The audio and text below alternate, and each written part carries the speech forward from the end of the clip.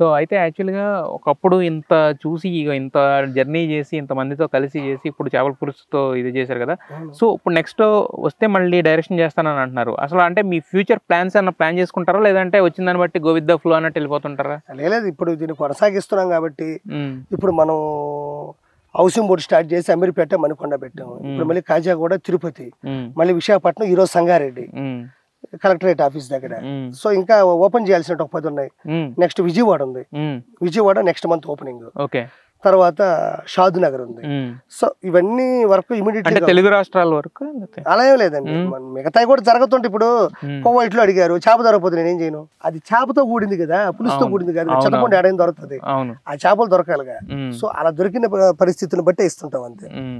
మరి ఫర్దర్ గా దీన్ని అంటే పాన్ ఇండియాగా వైద్యకి తీసుకెళ్లాలని వస్తా ఉంటే మాట్లాడుతుంటాం, నచ్చితే ఇస్తా ఉంటాం. చేసుకున్నోడు చేసుకున్నంత కరెక్ట్ గా చేసుకోలేకపోతే అది వాళ్ళ కర్మ. నేను ఇచ్చేటప్పుడే పర్టికులర్ గా అగ్రిమెంట్ చదివి ఇలా చేయాలి, ఇలా చేయాలి, ఇలా ఉంచాలి, ఇలా చేయాలి అని చెప్తాను. దాన్ని ఎవరైతే కన్సిడర్ చేసుకొని పరిగణలో తీసుకొని కరెక్ట్ గా ఎవరైతే పొందుపరుస్తారో అలా బాగా జరుగుతుంది. లేదనకుండా ఇప్పుడు 5 లీటర్ల ఆయిల్ పోయాల్సి ఉంటే 1 4 లీటర్ ఆయిల్, మామిడికి 1 వేయాల్సి ఉంటే అర మామిడికాయ, మెంతులు 1/2 కేజీ అంటే 1/4 కేజీ వేసేవాళ్ళు నేనేం చెప్పలేను. నా దగ్గర ఎవరైనా ఫ్రాంచైజీ తీసుకోవాలి అంటే మినిమం నేను చెప్పేటి కొన్ని పాటించాలి.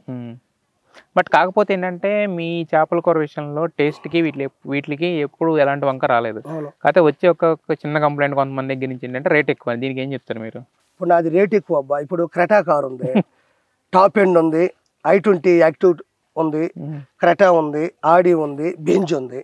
ఇప్పుడు నీకు ఏది నచ్చితే తీసుకో, నీతో నాకేంటి సమస్య? ఇప్పుడు నేను 300 రూపాయలు చేపలు పెట్టా, 300 రూపాయలు ఎక్కువ పెట్టడం వల్ల జనాలు తీసుకోకపోతే లాసేది ఎవరు? నేనే కదా. ఇప్పుడు నేను ఎక్కువ రేటు పెట్టేశానబ్బా ఆశపడి, ఇప్పుడు అది ఎక్కువ కదా వాళ్ళు తీసుకోలేదు. అది నిజంగా నేను ఫేక్ గా 300 పెట్టి అసలు తక్కువ రేటు కూడా పెట్టొచ్చు నాకు తెలిసినప్పుడు నేను ఎక్కువ పెట్టేస్తే మోసపోయేది ఎవడు? నేనే కదా. అది అంతే రేటు, ఆ రేట్లు అలానే ఉంటాయి.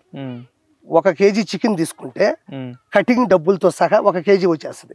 250 అంటే పేపర్ రేట్ 250, కటింగ్ తో కూడా, కటింగ్ కొట్టేవాడికి ఇచ్చేవాడికి తీసుకునేవాడికి. చేపలు అట్ట కాదు, చిన్న చేపలు క్లీన్ చేయాలంటే 50 రూపాయలు, కొరవేణి క్లీన్ చేయాలంటే 30 రూపాయలు, బొమ్మిడాయి క్లీన్ చేయాలంటే 50 రూపాయలు.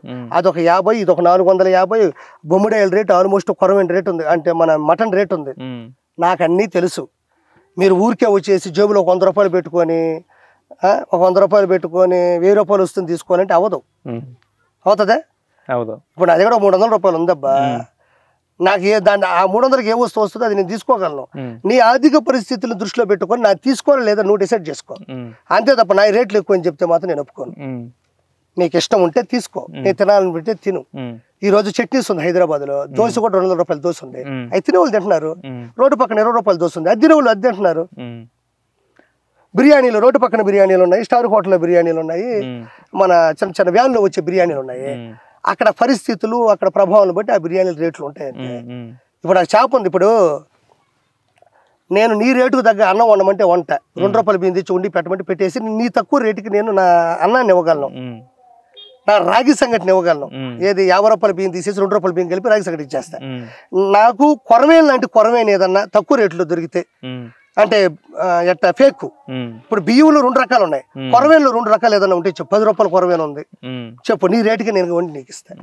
బొమ్మిడాయిలు కూడా అలాంటి బొమ్మిడాయిలు 5 రూపాయలకో 10 రూపాయలకో దొరుకుతాయి చూడు, బియ్యంలో ఉండే 2 రూపాయల బియ్యం, 5 రూపాయల బియ్యం, 50 రూపాయల బియ్యం అలా ఉంటే చెప్పు, నేను వండి పెడతా. నా రేట్లు ఇలానే ఉంటాయి, క్వాలిటీ ఉంటది, క్వాంటిటీ ఉంటది. మీకు ఎట్ట పడితే అట్ట, ఏది పడితే అది వేసేసి ఎక్కడ పడితే అక్కడ చేసేసి. నా నెల్లూరు పెద్దారెడ్డి చేపల పులుసులో నూనె కానించి, మెంతులు కానించి, జీలకర్ర కానించి మేము ఎక్కువ హెవీ ప్రోడక్ట్స్ వాడతాం, మసాలాలో ఎక్కువ వాడతాం, క్వాలిటీ వాడతాం. ఆయిల్ ఎక్కువ పోయాలి, ఏ కూరలో కూడా ఆయిల్ ఎక్కువ వేయరు.